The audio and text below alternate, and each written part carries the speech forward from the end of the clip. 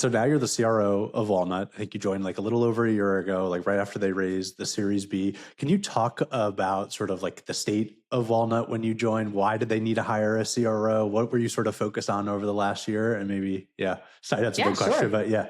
Yeah, I was going to say, it's a big question. How much time do you have? And it has been I just had my 1 year anniversary. So Congrats. It has been an action-packed year. I have definitely learned more this year than at any other single 12-month window of my career.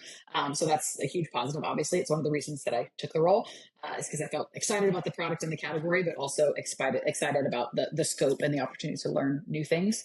So I lead marketing, sales, and customer success. So obviously 3 very different motions. In terms of why, I think one of your questions was, why did they need a CRO? And on paper, Walnut would probably be a little bit smaller than some companies that would bring in a CRO. We have a bit of a unique setup in that we were founded and headquartered initially in Tel Aviv. And then almost all of our go-to-market and our customers are based across North America. So it can feel at times a little bit like 2 different companies. So most of product and R&D is in Israel, and then most of go-to-market here in the US. And I think that's probably one of the big reasons that for Walnut specifically, they needed a relatively senior leader to own kind of that broad purview, to function a little bit more as like how you think of as a GM or someone that's connecting lots of pieces of the business into the headquarters in Tel Aviv, and driving, really strong alignment, specifically revenue and product was really important for us. And what's been the biggest thing you've learned? I mean, maybe we'll start with like the marketing and customer success side of things. I assume marketing was maybe easier for you because you've had such a long career in marketing tech, but maybe I'm getting that wrong and assuming. Yeah, I don't know. I love that was your assumption, that of course, because I've sold into MarTech, I could obviously manage marketing. No, I would say there's been a lot of learnings there. We've done some rebuilding, done some hiring. I've got a small but mighty team that's doing some really good work.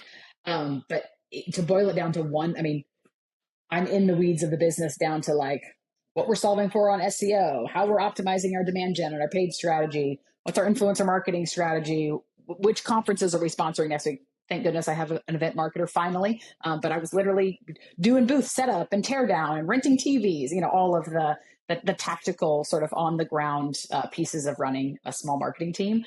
So that's been really fun, but definitely a lot of learnings around just project management and efficiency and dividing up the tasks. And there's always more to be done. Of course, any marketer knows, like whether you've got a team of 3 or a team of 33, like there's more that you can be doing. So trying to figure out the levers to pull to optimize that small but mighty team has definitely been fun learnings there. Felt like you had a follow-up question. I could see. No, I was thinking about my question, and I was like, actually, that's probably stupid. Like customer success feels more like sales in some ways. It's building relationships, talking to people, managing renewals, all that stuff. And then, like marketing is kind of this like other weird witchcraft, this other separate thing. So it was probably, my assumption was stupid. I was reflecting on that. Yeah. Not a stupid assumption at all, because I think I naively went in with some of the same assumption that I've worked with so many amazing marketers, both as partners in terms of working directly with CMOs at great brands, but then also selling to really, really smart marketers and being able to advise and consult and help them build, fundamental parts of the business.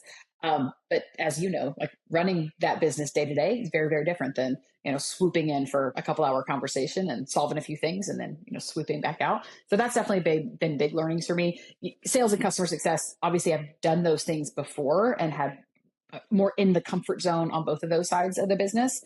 But I would say the startup dynamic, because I'd only ever worked for one true startup much earlier in my career. So this is certainly my only experience at the executive level of a company so small. And startups move fast, change fast. You've got to be nimble. So trying to strike that balance of ensuring that you're building the right long-term rigor and process and playbooks and all the things that us as sales and CS leaders, we know, of course, like we need to nail our sales process. We need to make sure we've got the right methodology. What are we tracking in Salesforce? How do we make certain things predictable? But doing that in an environment that is also very, very fast moving and needs to be quite nimble.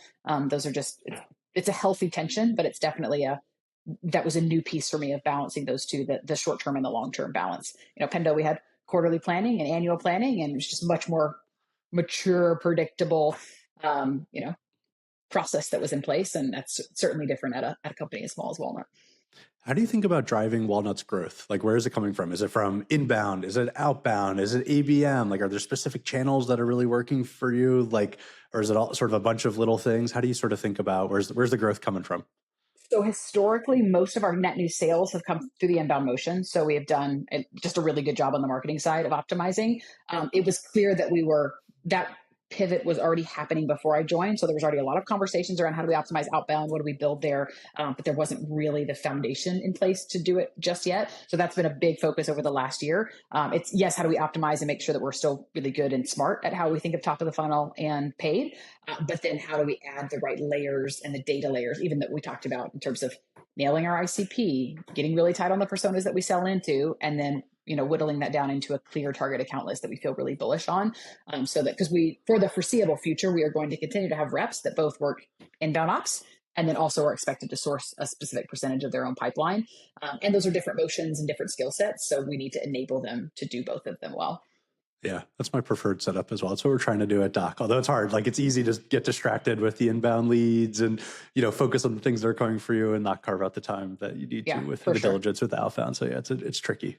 The other piece of your question you asked, just in general, where's our growth come from? Mm-hmm. We also have a healthy number of customers, but because we have, I think, pretty legitimate product market fit across really small companies up to really large companies, figuring out that ICP and really nailing, okay, where do we want to focus and double down our efforts, not just on the net new side, but also within our customers, because we definitely have a subset of customers that want to spend more with us and do a lot more with us. And then others that are much more hands-off and more transactional.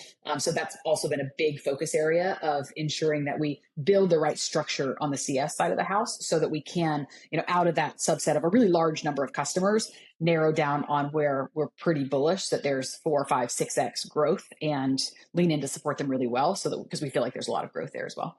And when you think about those expansion opportunities, is it just like other use cases for interactive demos, like other parts of their product they could be showing off or things like that? Yeah. And that ties into a seat-based model as well. So there's a couple of different components. I won't get into the weeds on all of it, but generally our customers typically start with, they're trying to do one or two things with an interactive demo. And it might be as simple as we want a product tour on our website, or we want an interactive demo that, gets sent out via email before our first call happens with a sales rep, like just two super simple use cases. They tend to start small and then realize like, oh, we should be using basically, how do we unlock the magic of our product at more phases of our go-to-market, like earlier, often, more often, post-sale, customer training. Every time we release a new feature, like there's use cases for interactive demos in all of those pieces. So as we see them roll out more and more, that tends to mean more of the organization is actively using walnuts or interactive demos, which over time leads them to spend more with us. Makes sense. And then on the sales side, like, do you try and go in with just one, like win one use case, or do you go and say, hey, here's 10 different things we can help you with? Because I assume the 10 different things, like you're going to get a bigger deal size and like that's beneficial for Walnut, but might add complexity in the deal. How do you think about that tension? So it is one of the very first questions we started wrestling with when I joined. So a year ago, are we a fast land and an expand, or are we a top-down, slightly larger sale? Because we have customers that have bought both ways, and frankly, customers that have been successful, both bottoms up and tops down. What we have settled on, and I don't know that it's the perfect solution, but the reality is right now that we are still both. So we have built playbooks for, we call them volume and value, but basically we have volume deals that are going to start typically with one use case. And our goal there is to remove friction, be really easy to do business with. Obviously, we want to win the deal and maximize win rates, but we want to make it a pretty simple process, come in relatively competitive on the pricing side, and then be able to build value over time. We have different deals that come in typically at a more executive level where they've got broader business challenges that they're trying to solve for. And our goal there is, okay, let's slow down for a minute and let's actually unpack your go-to-market kind of end to end and figure out where you should start. And generally that will mean more people, more use cases, and slightly bigger deals that take us a little bit longer.